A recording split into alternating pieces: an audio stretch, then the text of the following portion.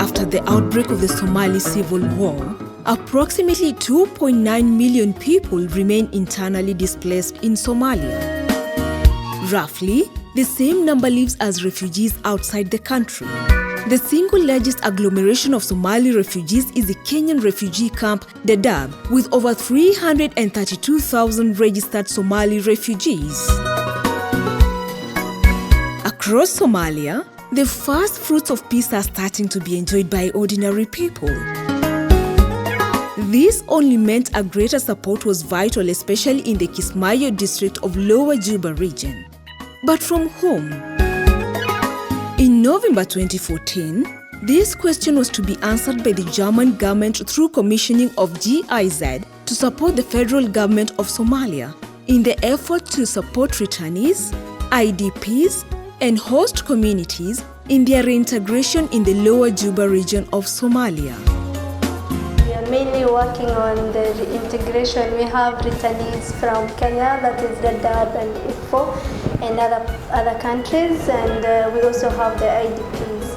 And GIZ SRP uses the do no harm approach, whereby we give a certain percentage to each group, that is the IDPs, returnees, and hosts. The German government, which is providing the funds, and the Somali government, where we implement project activities. Every year there are consultations which happen between the two levels of government, and in this they discuss priority areas which need funding.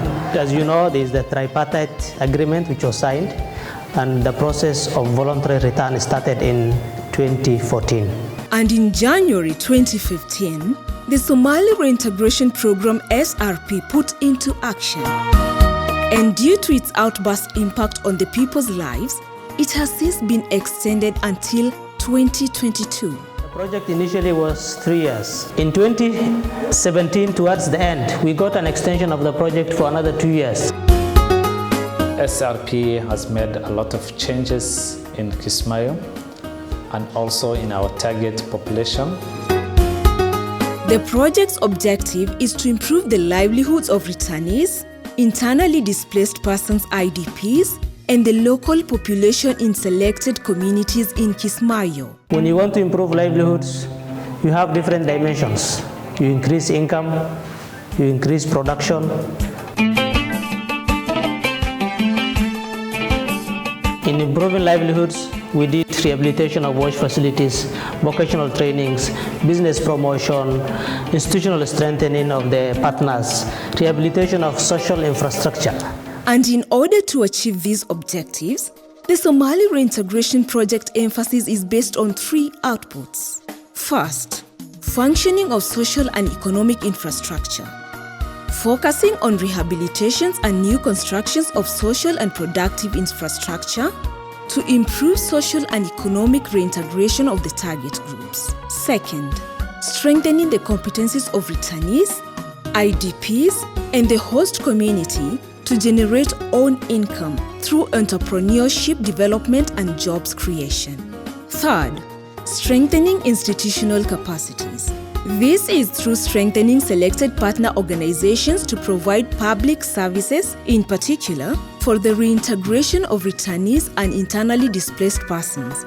For example, by improving management capacities, organizational development, and establishing coordination mechanisms. Somali Reintegration Program has 3 components, that is the social infrastructure, income generating activities, and institutional strengthening. Infrastructure, we have the Women Development Center, we have the Al-Ada Market, we have midwifery school, we have constructed a desalination machine room in Kismayo General Hospital, we have constructed the production center room, Some of them have already got some grants which they have initiated businesses or improved the existing ones. Others got loans, while some of the youth who also got some trainings or skills trainings are also using their skills to obtain their livings. And we rehabilitated sports ground in Alanle, that is a basketball ground used by girls. Through this project, a Women Development Center was initiated to improve the livelihoods of returnees, IDPs, and the local population, and has since surpassed the vision. With up to 250 women trained in different economic and social empowerment aspects, more than 120 women formed 5 business units that are running various businesses, such as tailoring, bakery, tie and dye, beauty salon, and cafeteria. We have trained some women on bread making skills. Others we have trained them on how to do tie and dye. We heard that even last month that some of them they were getting orders from Kenya, where they were exporting some materials from Kismayu to abroad.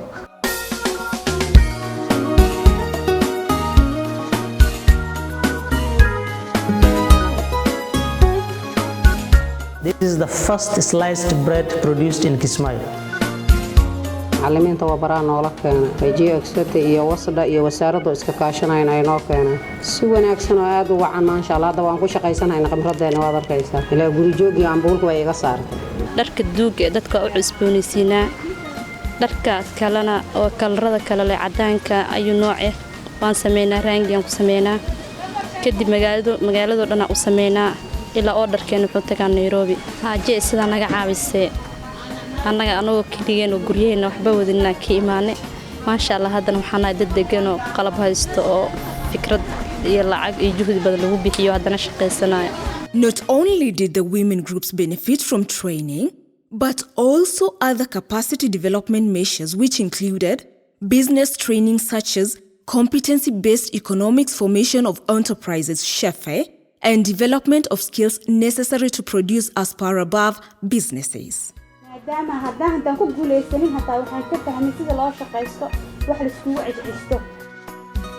We introduced the SHEFE concept. This SHEFE means competency-based economics for entrepreneurship. We trained 3 TOTs. These TOTs are now providing trainings to other organizations or other beneficiaries, and in this they also earn an income through that. tababaradaas oo aan ugu faa'iideynay bulshada ku nool dowlad goboleedka Jubbaland gaar ahaan Kismaayo. waxaan ka faa'iideysanay waa baahi in badan loo qabo magaalada Kismaayo iyo qaybo ka mid ah dalka Soomaaliya. waxaan kaloo sidoo kale uga mahadcelinaynaa barnaamijkan qaaliga ee qiimiga barnaamijkan TOT-ga inaan in badan ka faa'iidnay anagana bulsho badan uga faa'iidnay. waxaan kaloo halkan ka sheegayaa in barnaamijkan TOT-ga ama tababarkan nala siiyay si anaga bulshada wax ugu barno inay ka faa'iideystay ku dhawaad dad gaaraya 800 qofood. To strengthen this app, mentoring and technical support is continually being given to the groups to support in starting, sustaining, and accelerating their respective businesses. We train, we give the skills. After the training, we do mentoring. Then we give out loans and grants. And we also monitor, we monitor the progress of this business setups. maasha Allah waa la dhihi karaa ma la dhihi karo lama dhihi karo say gabadha u saartaa naqshada inteed ka soo saarataa la leeyahay kii kala soo daba maraysa 25 ruux meesha ay wax ka saareen waa waxaan la soo koobi karin wixii laga faa'iiday. If you look at the history of these women, they didn't have income generating activities before we engaged. But now at least we have done something and they're generating income and their living conditions has improved. GIZ, through this Somali Reintegration Program project, also constructed a communal market that boasts of a solar-powered milk cooling facility for milk vendors who previously had to sell milk in the open roadside. The market also has sections for vegetables and meat. And this market is divided into 3 sections, that is the meat, milk and vegetables. This has resulted into transformation of lives of thousands of returnees including the host community. The market is accessed by around 3,000 people. An additional benefit has been a rapid sprouting of small businesses around the market. For example, tea stands, tailors, and barber shops, spurring economic growth in the area. However, the Somali Reintegration Program project did not hesitate to foster social infrastructure construction, and on the offing was the midwifery school, to which the rehabilitation and equipping of the facility has commenced and supported by the Ministry of Health.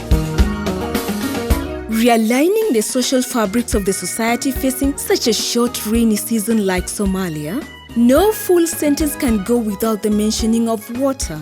And so, the Somali Reintegration Program's challenge was how well the community could access clean water. And so, the shallow wells came to be.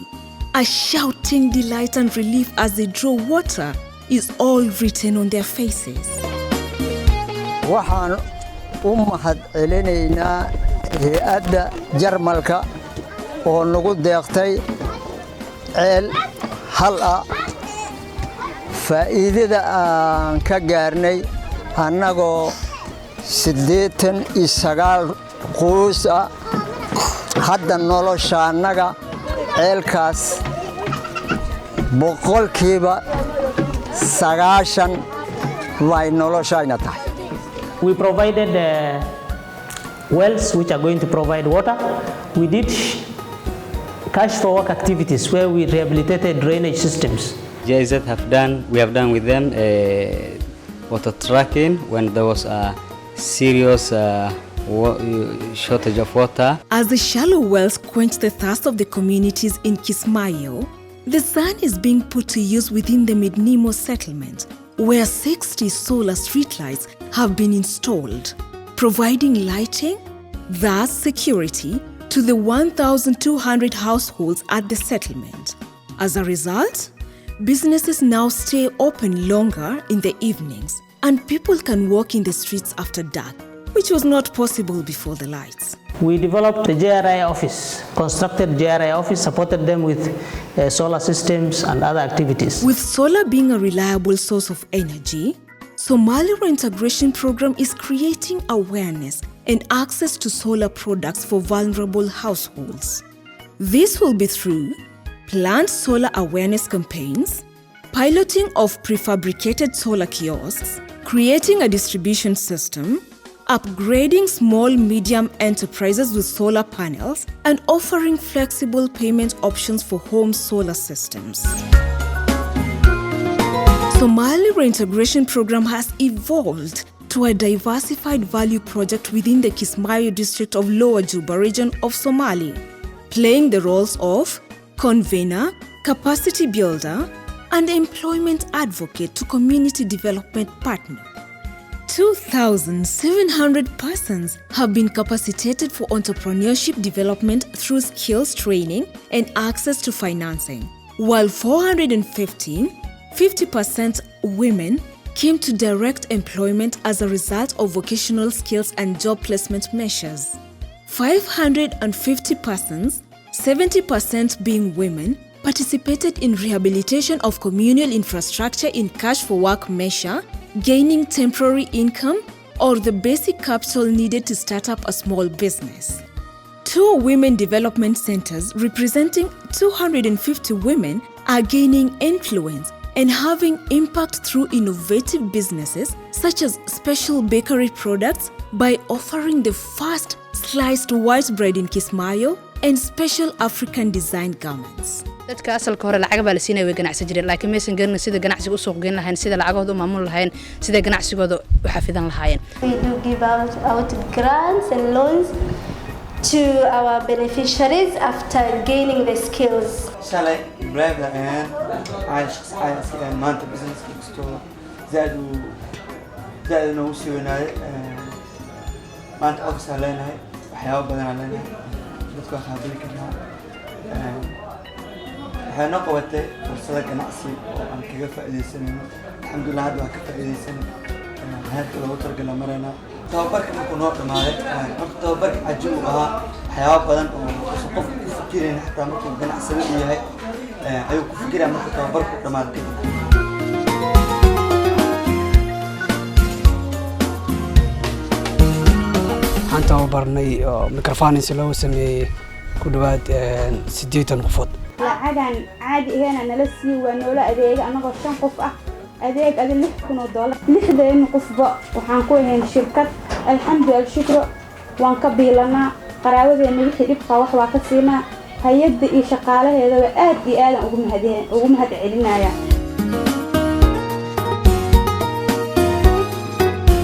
While on fostering new technology skills, 14 youths, 10 males and 4 females have been trained on solar skills, T1, T2 levels, with an apprenticeship with a local solar company. These are the trainees who will run the proposed solar kiosks. Further, 15 youths have been trained on AC maintenance and provided with business startups, and an additional 15 trained as mobile phone repair technicians. GIZ has supported training of 60 youths in hospitality and an additional 20 in welding. These youths were placed on internship to acquire job skills. Further, an additional 30 youths received English classes. We have trained mobile repairers, AC technicians. We have also trained some solar technicians. Most of them have been absorbed. aad waxaan ugu faraxsanahay tayo job jaayizada oo iskaashanayo mashruucan ka hirgeliyay magaalada Kismaayo sida aad arkaysaan waxay bilaabeen ama mashruucan uu soo faa'iideeyay in ay qaataan dad cusub oo training u sameeyeen dadkani waxay ahaan marka ka faa'iideystay mashruucan waa 4 qof hal gabar iyo 3 wiil waxay nala joogeen insha Allah nala joogi doonaan sida nidaamka u qoran 6 bilood wixii ka dambeeyay waxaan rajaynaynaa in isbitaalku uu la wareego maadaama uu training u sameynayo shaqana ayaguna ay ka faa'iideysanayaan. At Awali Women Group, 130 of the group's members have benefited from support to the group through trainings to initiate businesses and advanced skills. For example, on embroidery and African dressmaking, soap making, as well as in computer use. These skills are complemented by provision of start-up kits. waxaan joogaa waxbarasho qaali ah oo aad u sharaf badan sababtoo tahay waxaan baranaa computer waxaan baranaa dhar karin waxaan baranaa harqaan waxaan baranaa cilaan waxaan baranaa ingiriis Somali Arabi xirfadaha kalena aan wax ku qabsado oo ku shaqeysto أنا برتي ديان بايغا نغتا كوليسي harqaankan oo African dresska ka faa'iideysto ardayda badan tahay inta aan seminaarka siin inta aan siinin oo iska faa'iideysto galiyin. Another 30 persons have also been trained in milk processing with an aim of creating income. The core training was based on making ice cream and yogurt. While in support to returnee business development, the Somali Reintegration Program is targeting 50 women selected from the most vulnerable returnee households for support in starting small income generating business through training in Shefe and access to grants. This activity is implemented together with the JRIA Commission. Somali Reintegration Program together with the Jubaland Chamber of Commerce and a local job placement firm spearheaded job placement for over 50 youths who have been attached to private sector firms on apprenticeship basis with the expectation that they will qualify for permanent placements after gaining the experience. Tayo jobs waxaan u sameynay in aan xalino dhibaatada ka taagan shaqo la'aanta magaalada waxaan macnaha qabanay dhalinyaro gaaraya 50 oo ay shirkadaha interview ka qaadeen shirkadaha magaalada Kismaayo 50 kaas dhalinyaro waxaan xarumaha shirkadahaas ay ka shaqeynayaan 6 bilood oo ugu horeeya waxa ka bixinaya gunada yar ee helayaan waxa ka bixinaya shirkadda hay'adda Tayo Jobs iyo GIZ oo iska kaashanaya 6 bilood kadib waxa la wareegi doona dhalinyartaas kontanka gaaraya ee qaadanay waxa la wareegaya shirkadihii qaatay. This evolution of the Somali Reintegration Program to provide greater scale and more effective impact in the Kismayo districts of Lower Juba region only meant that various existing institutions had to be strengthened through coordination, community dialogue, and various support initiatives. For example, training on sensitivity and protection, handling of returnees and IDP profiling, as well as tracking of previously registered returnees for JRIA officials. This office have been constructed and renovated by GIZ through German Fund. And in fact, before this office, we were not having any capacity because we were not in position to receive or to work for our person of concern. Jubaland has the largest return area.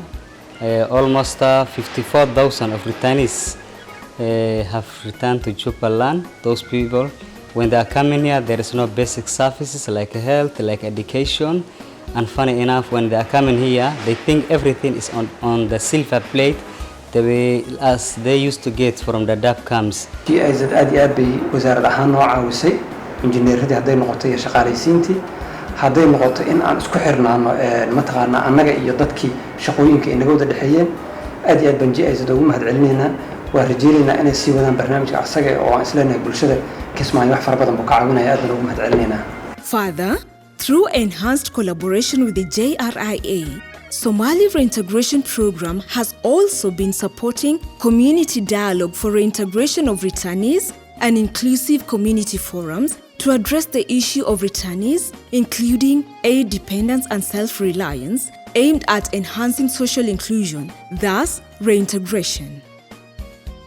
Together with the Ministry of Gender, JIZ supported forums for civil society women groups, bringing together all women from all walks of life in Kismayo to dialogue on unity for social and economic development, as well as creating women's space in community decision-making pillars.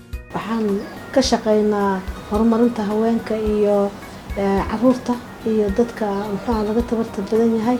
JIZ waa wasaaraddeena wax qabadkeeda qolada ugu weyn ee wax la qabato waa hadday noqoto isbitaal qaxooti u dejin hadday noqoto biyo gelin hadday noqoto waxbarasho hadday noqoto haween la taakuleeya hadday noqoto. After the construction of this office, we have achieved a lot. We are able to work with our person of concern, which are returnees and ITPs. haddana shaqooyin kale taas la sii qabanaynaa gobolada gabdho laga keenayo iyo kuwa halkan jooga si loo nabadeyn lahaa oo nabadda iyo peace looga shaqeyn lahaa.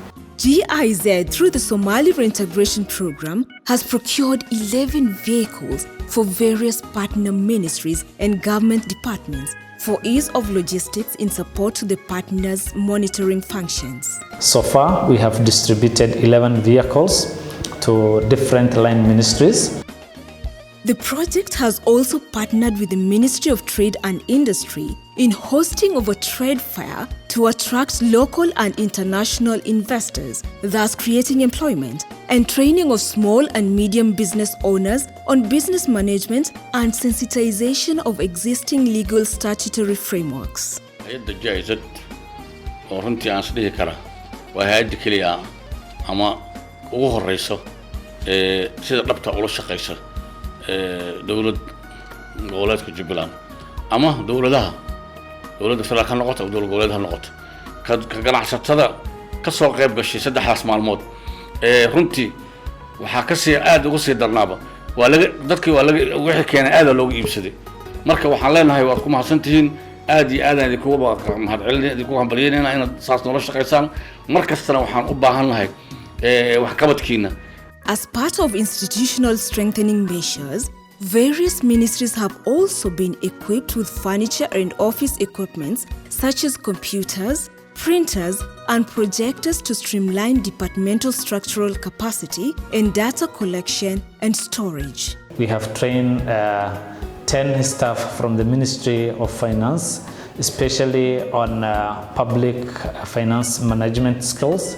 After carefully analyzing the fundamental needs of people with disability, provision of equipments, furniture, and learning materials to the special needs schools has been considered. German Development Cooperation through the Somali Reintegration Program has also offered support to the Ministry of Public Works in capacity building to play an oversight role for ongoing constructions in Kismayo, including engaging qualified engineers. Somali Reintegration Program has emerged to be a single package that not only will change the lives of selected beneficiaries, but the entire Kismayo district of Lower Juba region. Together with various development partners, GIZ through the Somali Reintegration Program is working to synergize reintegration and upscaling the livelihoods of the communities in Lower Juba region.